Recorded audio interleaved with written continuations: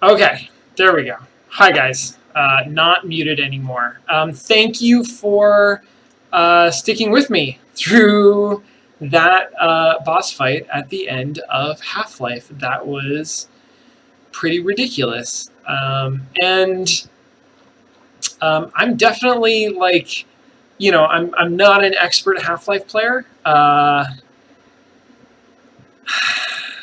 mean, obviously, no question. But that was still, I think, like, even if you knew what you were doing, I mean, I eventually got to the point where I understood, like, what the gimmick was, what I was supposed to be doing. Um, Although, frankly, I still don't really understand, like, what was the deal with the crystals at the beginning. Like, why did I have to shoot out those crystals and then I don't know. It was that I'm still very confused about it. But even when I was doing it right, uh, even accounting for, like, I was terrible at the trampolines, and I have no idea what percentage of shots that I fired into that guy's head actually had it, like, hit the target. That still was a pretty ridiculous, like, very, very long, extremely repetitive, arduous boss fight. Not, I think, I mean, I was warned that it was not a strong ending, and I think that's true. It's not a strong ending. I think if I had to guess, they didn't want an anticlimax. They didn't want a letdown at the end. They wanted a big, big finish. Um, and um,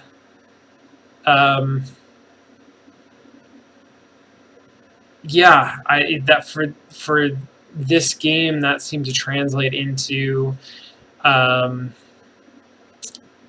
uh, extending it. Really, I mean, making it, like, pretty. It just feels extended. That's how it feels. It feels extended. All right. If you've got questions, ask questions. If you were playing this game not on stream, would you have finished it? Well, so if I was playing the stream just for fun, no, I don't think I would have. If I was playing it in 1998, then quite possibly. It was a different game then, I think, because the context that it was in was different. If I was playing, part of the reason that I wanted to finish this game was because of the 4 in February challenge. This was one of my, like, can't believe I've never played it games that I wanted to finish. I wanted to play all the way through. So I think even if I wasn't playing on stream, I would have finished it for that reason. But without that motivation, without sort of feeling like it was a challenge to myself that I finished the game, no, I stopped really having consistent fun. Uh, Hard to pinpoint. I'd say certainly by, like, halfway through. I feel like the first half of the game was really very polished in a way that the second half wasn't. And I'm going to point again to the way that new elements of the game are introduced in the first half are really, really impressive. Like, the game goes out of its way, does a really good job of showing you what it's about to bring into the mix, and then sort of creating a new element and having that change the dynamic between you and the world. By the second half of the game, it's mostly stopped doing that. It's mostly just throwing new things at you and expecting you to figure them out. And that's doable. I mean, the game is, well, for the most part, it's doable. I don't know I don't know when or how I would have figured out that final boss. I mean, honestly, I don't know. I can talk about that more, but uh, most of the other stuff, like I beat my head against it for a while, but using the quick save system and just like trying stuff, eventually I figured stuff out. But I don't have fun doing that. I find that like much less interesting and engaging, and I would rather play a different game at that point. So uh, yeah, I don't remember. I would hope that I would have gotten through the blast pit because that was pretty early on, and I got stuck there for a long time. Um, but it felt like well, I mean, honestly, the first thing that I would have done is look at like a walkthrough or a hint guide, and that would have told me that I was supposed to be crouching and sneaking, and that would have helped me get through that, I think. Um, um, Ditto, like something that would have helped me understand that I could blow up the tank in that part where I got stuck on the tank. I think would have helped me a lot. I'm still not sure that I would have finished the game because at some point it becomes um, a lot of the same. And Yeah, yeah, I don't know. It's a good question. It's hard to know for sure, but I didn't. I wasn't on the edge of my seat for the whole thing. And given the number of games that I sort of have in a backlog that I want to play, a game kind of has to keep me on the edge of my seat the whole time if I'm gonna play it all the way through. Um, Otherwise, I'm more interested in getting a sense of what the game is about and seeing sort of how it works and what it does. And then when I feel like I've gotten that, when I feel like I understand what it's doing and how it works, um, then I'm not as compelled to keep going.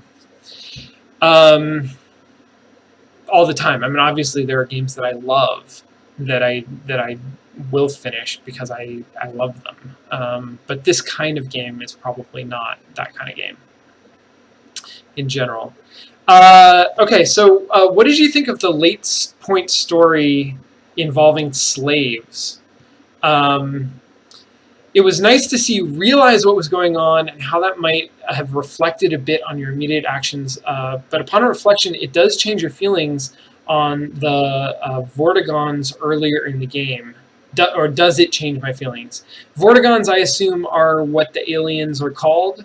Um, there's a decent amount of Half-Life mythology that is not directly presented in this game, and so I am pretty much unaware of it.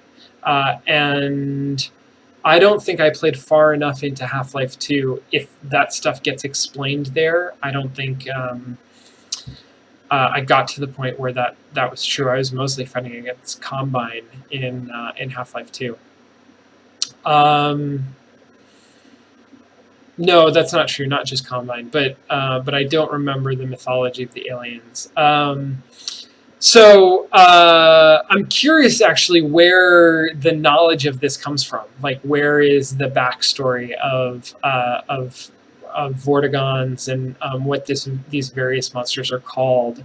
Where is that from? Is that from the Half-Life manual or official documentation, or is it stuff that Valve has leaked over the years and it's become part of the culture? I'm actually I have no idea, and I'm super curious. Okay, so slave story point about slaves. Does it make me feel much different? The aliens always seemed like an attack force. There's a moment at the beginning where it seems as though we have accidentally breached into another world, and we don't know anything about what's on the other side. And then these aliens come out and they're hostile. But the fact that they're hostile doesn't necessarily mean that they're an attack force. It could be that, I don't know what we've just done to their world. However, they feel the way the level of aggression that they show makes them feel like an attack force. And then later on, it's sort of made clear that this is not the first time we've breached into their world, and we've done a bunch of stuff, and we're experimenting on them. And so then, are they actually maybe a defensive force? Are they fighting against us because we attacked them first? That's not really clear. What this story point does is let you sort of definitively say, oh yeah, they're bad guys. They're keeping slaves in some other world, and regardless of what alien social structure we're dealing with, narratively in our culture, it's fair for us to say if somebody is keeping slaves, then they're bad people, and it's almost narrative shorthand for that. Honestly, I felt like, and again, this might be the context of the game at the time, but I felt like the game isn't really interested in interrogating that question of the moral relativism of alien attackers on Earth. I didn't see the game really engaging with that question. I think that it's possible to read different things into it, but you have to try pretty hard. Mostly the aliens are just coming in, and they're shooting at you, and you're meant to shoot back. So I don't know. It's I feel like it's a potentially interesting point. I feel like the game didn't really engage with it enough for it to be truly interesting. But in 1997, maybe just having that suggestion of, I don't really believe that either, because a lot of arcade games, have strange or problematic suggestions of why you are shooting at the people that you're shooting at. It is more story than there's more subtlety to that story, I guess, of some aliens are bad guys and some aliens are victims. That's not something that I think you often saw in games in 1998. That said, it's a pretty minimal part of the game. It doesn't last for very long. You're not dealing with those slaves for a long period of time. And even when you are, they don't drastically change the way that you play the game or the way that you understand the world. So, Vortigaunts were the Green Lightning guys. Were the shooters. And I guess they've been wearing slave collars the entire time. I tended not to get up close to them because they're ranged attackers, and they had a more powerful, or they had some kind of a powerful melee attack. It was only the ones that didn't attack me that I got up really close and was able to really see the slave collars. I guess the suggestion is that they were all slaves, and some of them were being forced to attack, like they were impressed into some kind of a army unwillingly. I'm not sure why then some of them attacked me and some of them didn't. Yeah.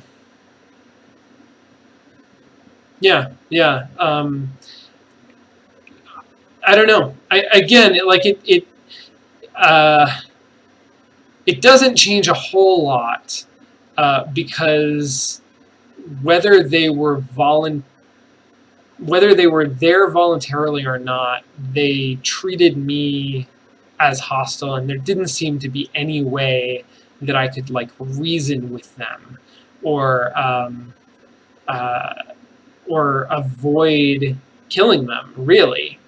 Um, so I don't know. It's an interesting point, but it's such a small point. I don't think it has a large effect on the game.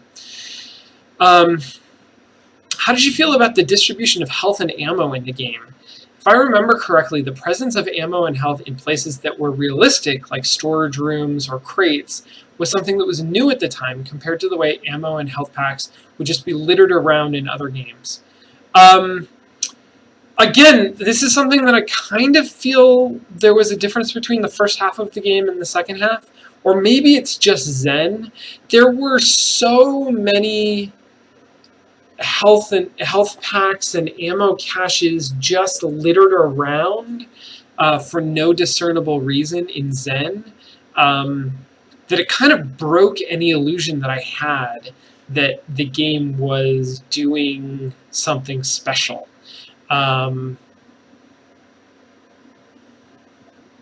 That said, I mean, in the early part of the game when you're going around Black Mesa and you're getting health out of, the health things that are built into the wall, and you're finding little safe rooms where there's ammo caches. I thought that was cool. I mean, I said several times I really liked the ammo caches. I really liked those little safe rooms. I'm not familiar enough, I guess, like now, with what the games were that were contemporary to Half-Life, and how they structured it differently, because I feel like safe rooms have always existed. But it's true that a lot of games of this era or earlier than this era had, were more reliant on health packs that were just sort of laying on the ground that you would walk over. And that feels like a more primitive sort of interaction, honestly, than the health stations that Half-Life had through most of the game. That felt like something really kind of innovative that Half-Life did. That was a cool thing. Sean, are you actually live right now? I just randomly clicked on your channel not knowing. I am actually live right now, unless you're watching this on YouTube, in which case I am not live right now. But I was when this was recorded. Do you think that the way the game forced you to experiment in so many scenarios, including boss fights, was intentional, maybe trying to make you feel like a scientist, or just not placing enough emphasis on cues to the player? Do you think that forcing a player to experiment to determine the correct course of action could or should be a positive experience for the player? All right. Here's the story I'm gonna tell to answer this question. Last week, while I was sick, I started playing Cities Skylines for the first time, which is, from what I can tell, a very cool little game. I will probably play it some more, except that I got sucked into XCOM again, and so then that was all that I wanted to play. But once I get over that, I think I'll probably go back and play some Cities Skyline. Booted up the game for the first time. Lots of helpful little tutorial windows, lots of tooltips. The user interface is actually really nice. It's very compact, contains a lot of information, but it's pretty and it's out of the way, and it works really well.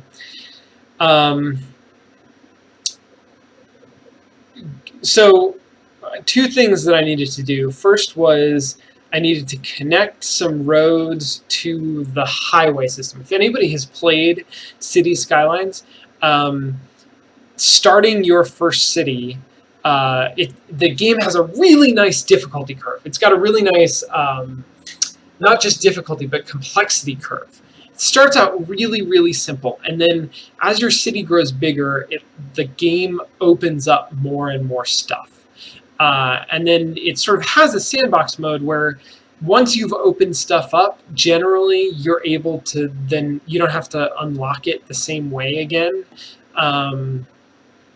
I think that's the impression that I've gotten.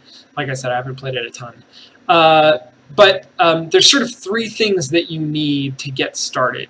One is you need to build a road, and the road needs to connect to the freeway that like leads to the town. There's an exit into your town. You need to build a road there. Then along the road, you need to connect up electricity, and you need to put in water, like both water access and sewage. And once you've done that, like little houses will start to appear and they'll be happy and your city will gain population and more stuff will happen. And it's really great.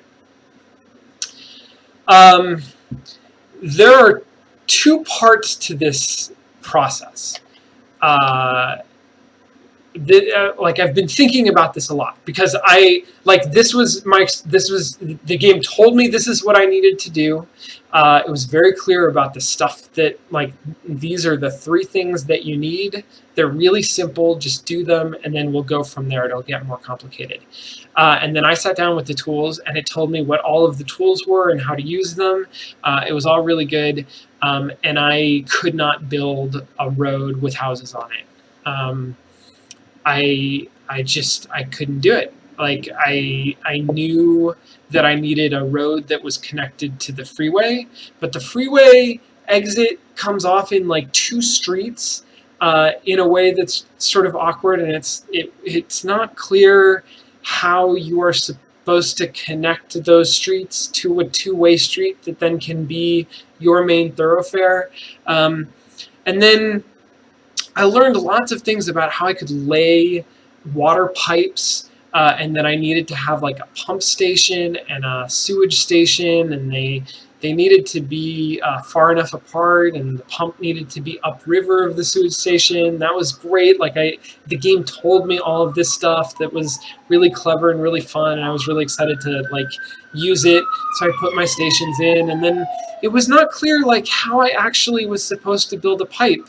Did it need to be a loop? It seemed like I needed to loop pipe from the water station out through the drain.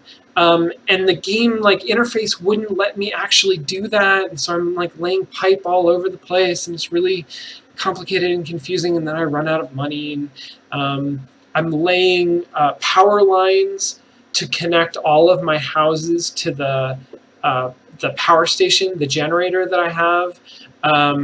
But the power lines actually interfere with the road system. Like I expect them to go along a road, like power lines typically go just along a road. And they don't do that. And so I'm trying to get them to like all of the places where houses are going to be along my street, and they won't go. Like I can't get the power lined up. So these three like super basic things that the game wants me to do, and they're really, really easy. And it has given me some information about like strategy, even like very basic strategy. But I just can't like get them started because I don't know fundamentally what is it supposed to look like. And what's fun about City Skylines is not figuring out the puzzle of how am I supposed to put down water pipes. What's fun is like figuring out how do I optimize the layout of my water pipes to like maximize the efficiency of my city and make it look really cool and do all of the things that it needs to do. And so what I needed was a picture of like, this is the simplest possible valid layout of a water system. And it is not a loop, because it seems like you pump water in and then you pump water out.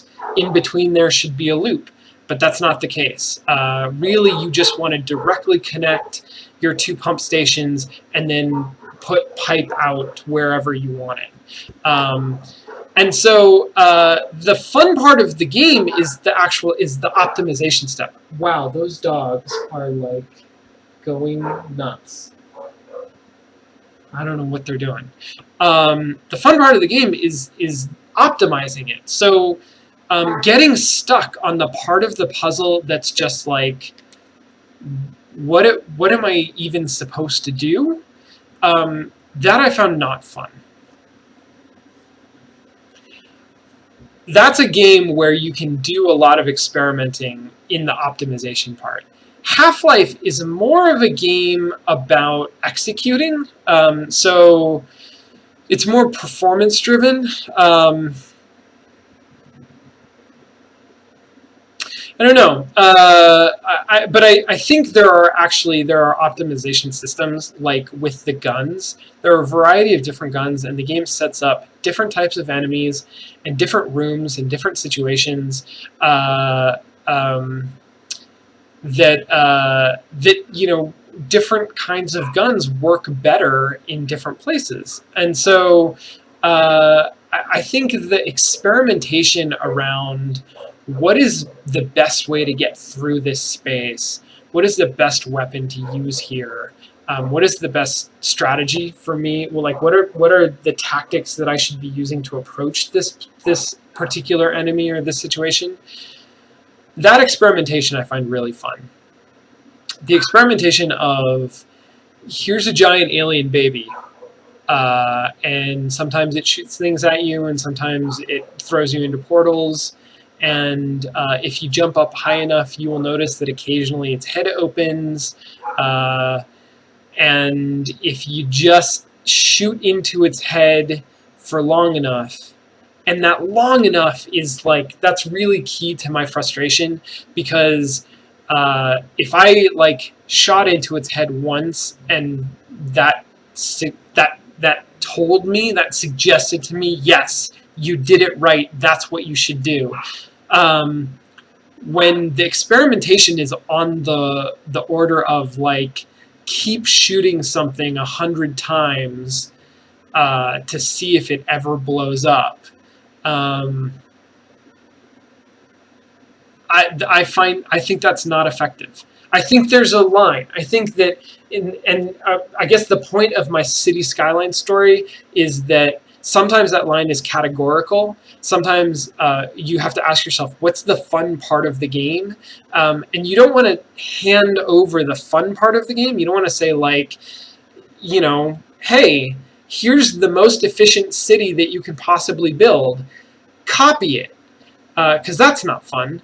You don't want to say like, hey, this is what you should be doing moment to moment in Half-Life. But at the same time, you don't want to get stuck on the part that's not fun. And in Half-Life, the parts that's fun is mostly the like shooting things. It's the like storming into a room and choosing your weapon carefully and blowing up the thing that you're supposed to blow up and using the environment in clever ways when that's appropriate.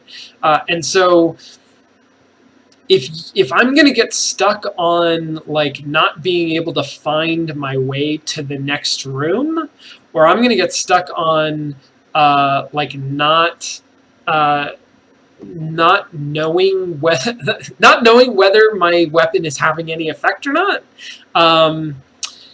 that's not the fun part of the game. And so I think like that's not the part that I should be experimenting on. That's not the part that as a player I should be spending time iterating on.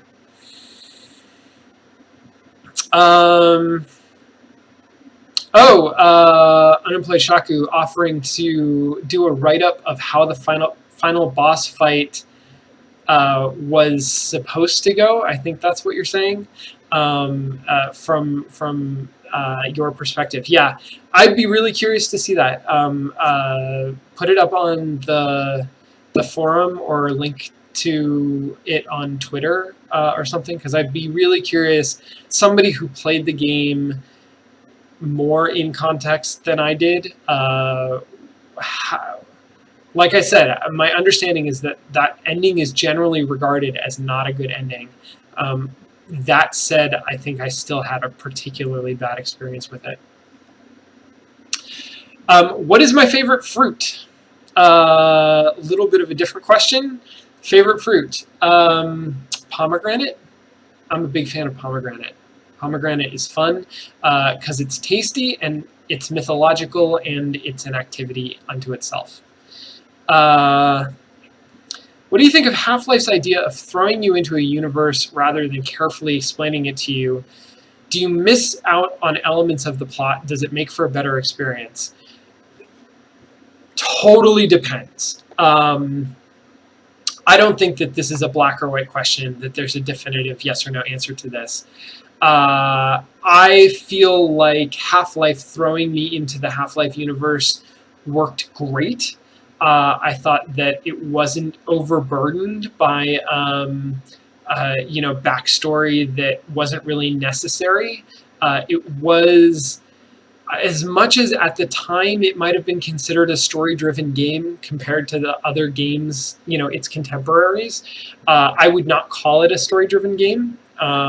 It's an action-driven game, and so I don't think it needs more story than it had. That said, I think it's really interesting that there's clearly a large body of contextual understanding about the backstory and the context and the history and the different alien species.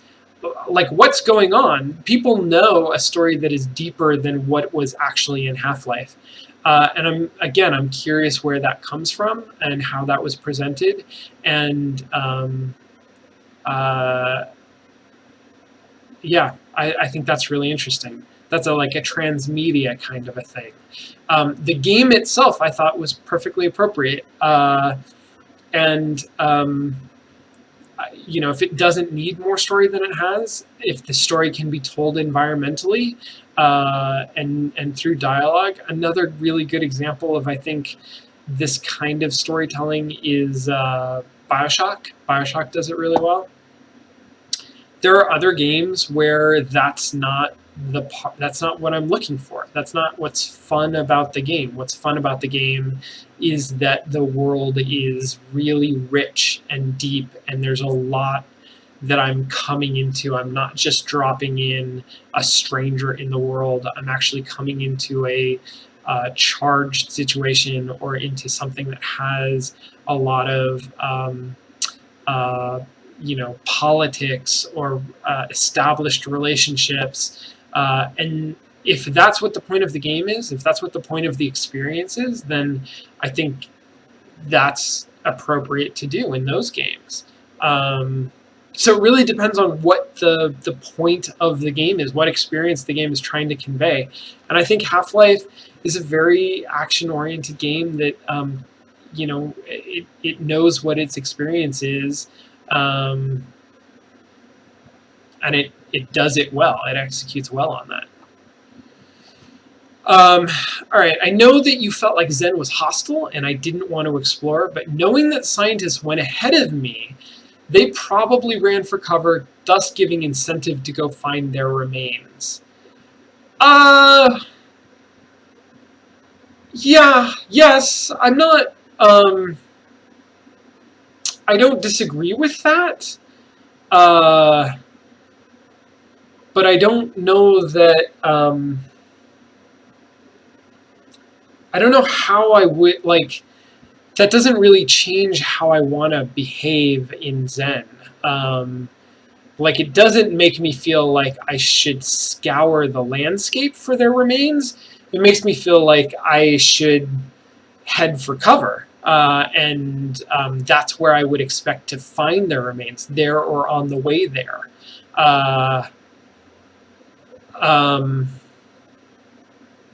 Yeah, I mean, that's an interesting point. And certainly the fact that there were scientists or some kind of exploratory team that went ahead of me was super, super interesting. It made me feel, honestly, it made me feel even more vulnerable in that environment, because I knew that I wasn't the first. This wasn't just uncharted territory. This was territory that has demonstrated its hostility against people who were just like me.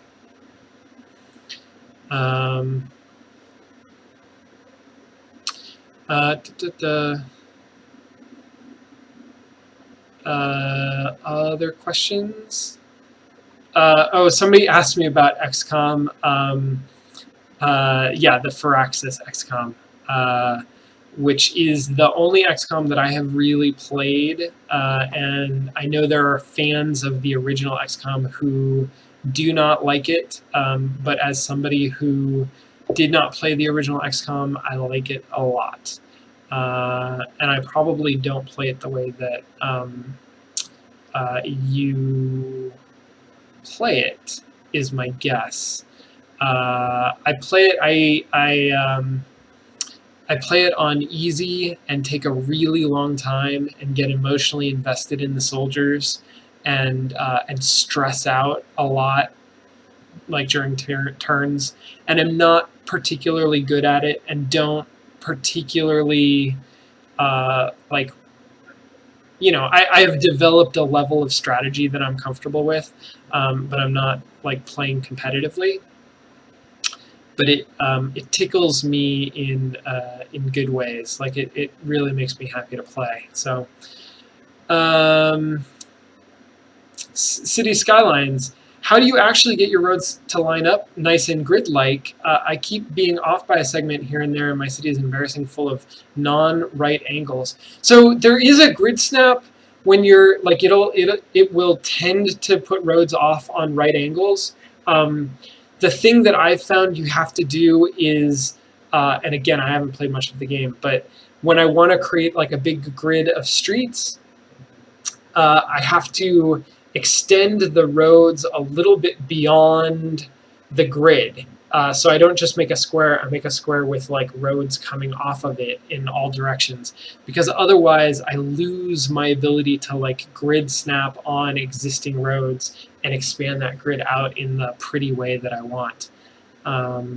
Grids are boring. Some people like grids. Some people don't, and that's fair. Suggestion that I should watch Sean Potts playthrough of City Skylines. Yeah, sure. I mean, that's absolutely a way to learn. And I didn't actually look at Sean Potts. I watched just a couple minutes of another playthrough, because literally all that I needed was a picture of here's the simplest valid layout. And then from there, I have all kinds of ideas about how I want to make it less simple. So yeah, that's 100% what I did as I went and watched somebody else play it for like 5 minutes.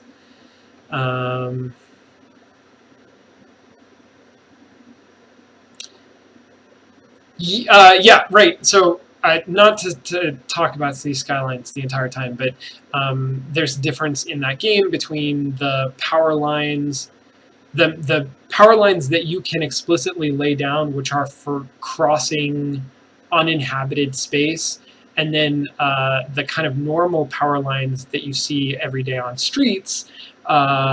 Those are just automatically put down. It's implied that that kind of power transfer can happen. But that wasn't clear to me, like when it said you can move power around using these power lines. So I just, like, again, I needed to see like the simplest version. Here's a question about streaming logistics. If another game started being difficult or the gameplay dragged on a bit, would you consider taking a break to play something else? Or do you think it's best to just power through? So this was the startling revelation that I had on Twitter a couple weeks ago, that I just vague posted about being so startled by my revelation that I didn't want to admit to anybody else that I hadn't thought about it before. I don't feel like play-by-play needs to be an analysis of complete games from beginning to end. I think, these 4 games, I wanted to finish for my 4 in February challenge, for that kind of personal challenge. But now that I've done those, and this is clearly a thing that I want to continue beyond that, I want to play more games with you guys. I am not quite as like held to the idea of I need to finish a game no matter how long it takes. I think I it's going to be more about trying to figure out what is a fair shake to give a game, and at what point have we kind of exhausted all of the stuff that's fun to talk about. But if we've exhausted all of the stuff that's fun to talk about, and now it's just like, well, there's more Half-Life, then I don't think that I necessarily need to stream all of that. So I think the answer is, if it started being difficult, then probably before giving up on it, I would turn to the chat for help, or turn to a walkthrough or something like that to try to get past a particularly difficult section, if it seemed like there was going to be more interesting stuff on the other side of it. But if a game starts dragging, or the difficulty curve is just ridiculous, or it's repetitive, or we have just seen as much of it as we need to see, then I don't think there's anything sacred about playing a game all the way through for play-by-play. Now, the games that I've been looking at, right, like for the next up, I've been looking specifically at games that are not too long, and so I think I'm much more likely to want to play through the entirety of a game that's not too long. But there's no reason why we couldn't start a game that's a longer game and just not expect to necessarily finish it. Just play as much of it as we're getting something out of, and then there's no reason to play it beyond that if we stop getting stuff out of it. There are plenty of games out there that do interesting things and have interesting design to talk about. So yeah, that's my thought on that. Here's another question. I like how you embraced quick save more towards the end of the game. What are your thoughts on that? Yeah, I mean, I do too, and clearly the game was designed for that kind of mentality. Honestly, I felt a little weirder doing it on stream than I probably would have playing the game by myself, because it felt more awkward to play through the same section of the game multiple times with an audience. When I'm just playing on my own, I think I don't have to worry about what the experience is like for anybody but me, and so I can quick save and load as frequently as feels right to me, and sometimes I'm out of the habit of it, so it's not like I was consciously specifically avoiding it for most of the game, but I think I got more used to that as a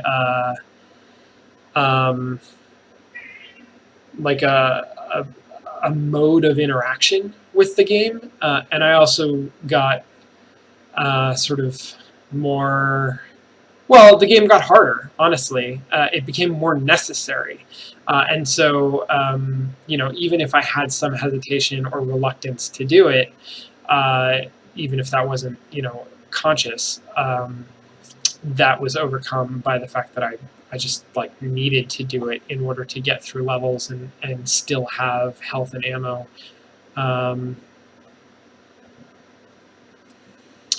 Thanarod, who had the same revelation as me and included it in his game club pitch. I think we had very similar ideas around the same time, and I kind of kicked myself when I saw you suggest it, because it felt like such a brilliant idea that I had just had. Well, I was going to say it's not that brilliant of an idea, but let's go with it was a brilliant idea that we both had because we're both brilliant. Let me say again, I said on Wednesday, but for anybody who didn't hear, tomorrow, Sunday, April 5th, is going to be the first instance of the Sunday Game Club, starting at 8 p.m. Pacific Daylight Time. So 24 hours from now, minus an hour and a half. The first Sunday Game Club, Thanarod is going to be hosting it. It sounds like it's going to be fun. He's going to be streaming Kingdom Hearts, which is a game that I've never played, and so I'm really eager to see him play it and engage with this community playing that game. I'm going to try to be there live, although I am working tomorrow and I don't know how long I'm going to have to work, but I should be home by 8. We'll see. If not, I'm really eager to see it on the VODs when the VODs go up.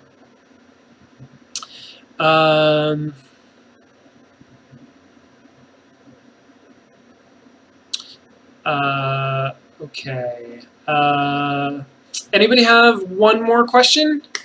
Then I'm going to go, because I did not eat a proper dinner today. I'm going to go eat dinner.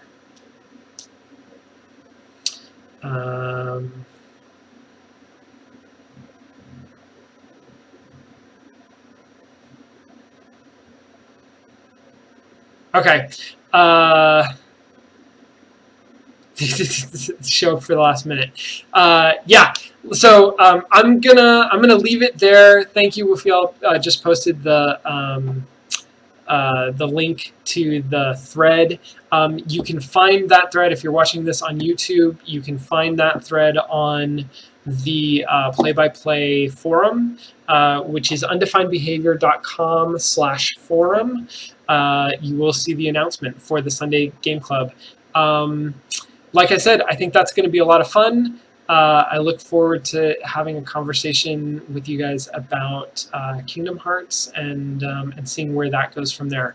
And then, oh yeah, before I go, looking at the straw poll, gosh, in the last minute, Antichamber pulled ahead of Thomas Was Alone. So on Wednesday, I am going to come back and start Antichamber. Which is a short enough game that I expect to play all the way through it. But we'll see. We'll see how it goes. It is also a puzzle-heavy game, and we'll see how I'm doing with the puzzles.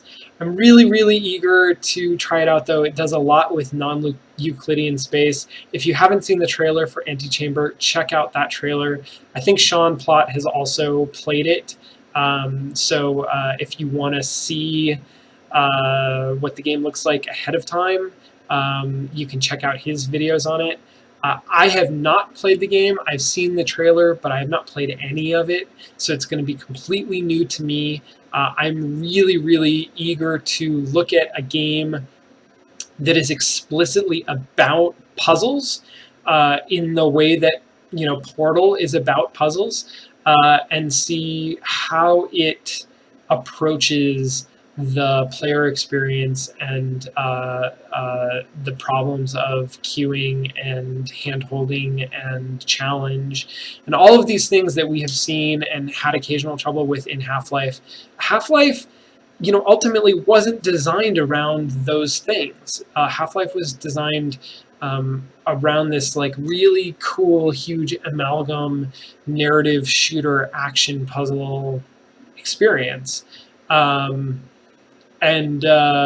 so you know, it'll be fun to look at a game that's more recent and is more focused. So we will do that on Wednesday. I will see you there. Thank you very much for joining me. Yeah, I'll see you next time on Play by Play. Have a great night.